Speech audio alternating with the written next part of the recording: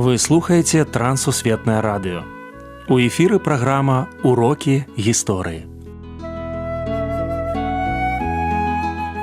Запрашаем у падарожжа падзей, асоб і фактаў. Вучыцеся разам з намі.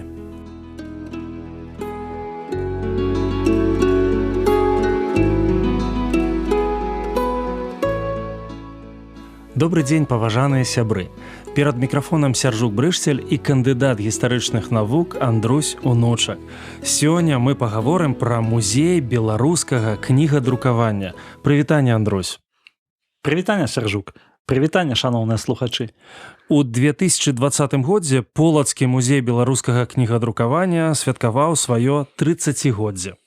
Да якой даты было прымеркавана адкрыццё музея і якія важныя госці прысутнічалі? Трэба сказаць, што 1990 год для нашай краіны гэта год адметны.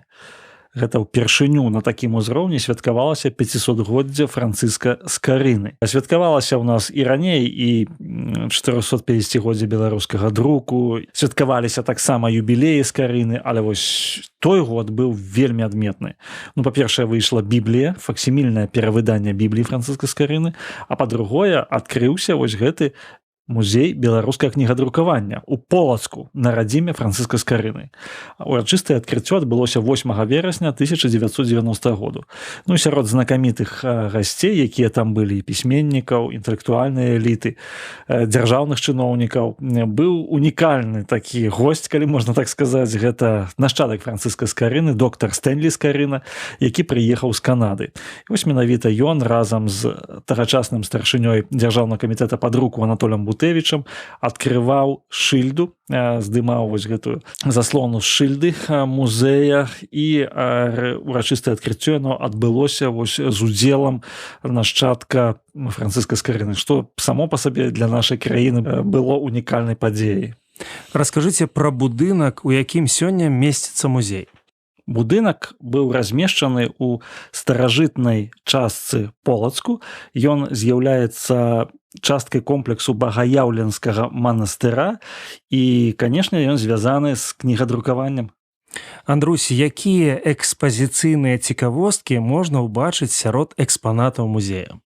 У экспазіцыі ўвогуле больш за 1000 прадметаў. Так ці інакш, гэтая экспазіцыя, яна прадстаўлена вялікай колькасцю ад рукапісаў да сучаснага кнігадрукавання. Але найбольшае, мне здаецца, што цікавосткі гэта старажытныя друкі, старажытна друкаваныя кнігі і прадметы, звязаныя з перапісваннем кнігі. У першую чаргу кнігі Бібліі, таму што, напрыклад, Ефрасіня Полацкая, яна, канешне, безумоўна, рабіла скрыпторый для перапісвання Бібліі. І вось яе ёсць печатка свінцовая Ефрасіні Полацкай. І таксама ёсць некалькі такіх важных старадрукаў. У першую чаргу хочу сказаць, што гэта італійская кніга, 12 прамоў Джералама Феліці, якая выйшла ў 1558 годзе. І таксама вельмі цікавая рэч, Евангелле вучыцельскае, якое выйшла ў 1569 годзе ў Заблудаве. Якім чынам музей папулярызуе беларускія кнігі і беларускую мову?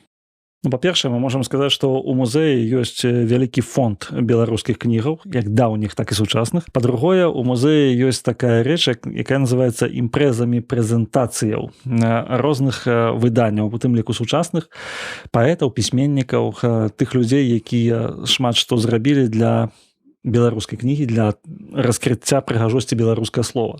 І, ў прынцыпе, канешне, музей заўсёды ўключаецца ў скарынаўскія юбілеі. Калі святкуецца юбілей той ці іншы ці скарынаўскіх выданняў, ці самого Скарыны, у музеі праходзіць шэраг культурных імпрэзаў, круглых сталоў, і музей таксама паказвае тое, што зроблена не толькі ў Полацку, але і па ўсёй краіне, і часам нават за яе межамі для пашырэння беларускага слова і беларускай мовы. Там, мне здаецца, вельмі шмат робіць. Як супрацоўнікі музея спрабуюць прыцягнуць у свае сцены сучаснага наведвальніка? Тут мне здаецца, што увогуле музей беларускай кнігадрукавання ў Полацку гэта адзін з лепшых музеяў у Беларусі, менавіта па працы з наведнікамі. Яны спецыяльна зрабілі такі музейны хаб, такі цэнтр, дзе ёсць розныя актыўнасці, магчымасць для розных актыўнасцяў з наведнікамі. Там ёсць магчымасць прайсці квест, магчымасць зрабіць такі партрэт Францыска Скарыны, пагуляць у гульню, інтэрактыўную гульню, вынікам якой будзе знайсці той ці іншы экспанат і гэтак далей. Яны сацыяльна робяць віртуальныя выставы, віртуальныя экскурсіі. У прынцыпе, гэта сучасны, нармальны еўрапейскі музей, які камунікуе з наведнікам. І наведнік там ёсць не толькі пасіўны спажывец інфармацыі, але і актыўны удзельнік аднаўлення рэканструкцыі гісторыі кнігадрукавання. Чаму музей беларускага кнігадрукавання называюць самым жывым з усіх музеяў? Вельмі мне падабаецца адна рэч у гэтым музеі. Гэта тое, што экспазіцыя яго вядзецца ад пачатку, ад вытокаў і аж да сучаснасці. Вось гэта сама логіка пабудовы экспазіцыі, яна паказвае, што музей не застыў. Ён не з'яўляецца такім канчаткова завершаным. Беларускае кнігадрукаванне працягваецца, беларускае слова, беларуская культура, яна жыве. І такім чынам музей, ён з'яўляецца часткай вось гэта такого культурнага працэсу. І на сённяшні момант гэта музей жывы, ён жывы яшчэ і таму, што бачым, якая папулярнасць Францыска Скарыны, якая папулярнасць друкаванай кнігі. І ў гэтым сэнсе мне здаецца, што яны робяць тое, што і павінны рабіць сённяшнія музейшчыкі. Ну і плюс, канешне, іхныя ролікі, запрашэнні на выставы, імпрэзы. Вось, напрыклад, робяць справу з ушанаваннем памяці сучасных паэтаў, народных паэтаў, такіх, якія адышлі ад нас, але якія жылі яшчэ недаўна, ну ці нават жывых. Жывое культурнае жыццё вакол гэтага музея працягваецца. І я бы хацеў сказаць, што хто наведвае Полацак, трэба наведаць і музей. Без наведвання музея, можа быць, непоўнае будзе нават такое ўражанне пра сам горад і пра нашу культуру, нашу гісторыю агульнабеларускую.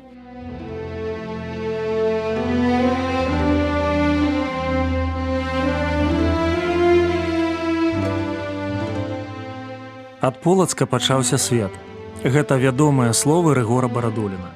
У нашых інтэрв'ю мы ўжо прыгадвалі сам горад, калыску старажытнай культуры, а таксама яго знакамітых жыхароў, і Фрасіню Полацкую, і Францыска Скарыну.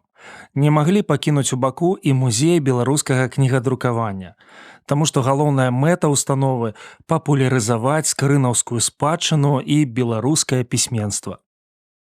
Сярод цікавостак экспазіцыі наш госць прыгадваў выданне Джаралама Фалеці, якое паходзіць з друкарні Альдаў у Італіі. Справа ў тым, што менавіта там авалодаў майстэрствам кнігадрукавання Францыск Скарына. Кожную экскурсію музейшчыкі завяршаюць аповедам пра скульптуру Паўла Вайніцкага, прысвячэнне роднаму слову.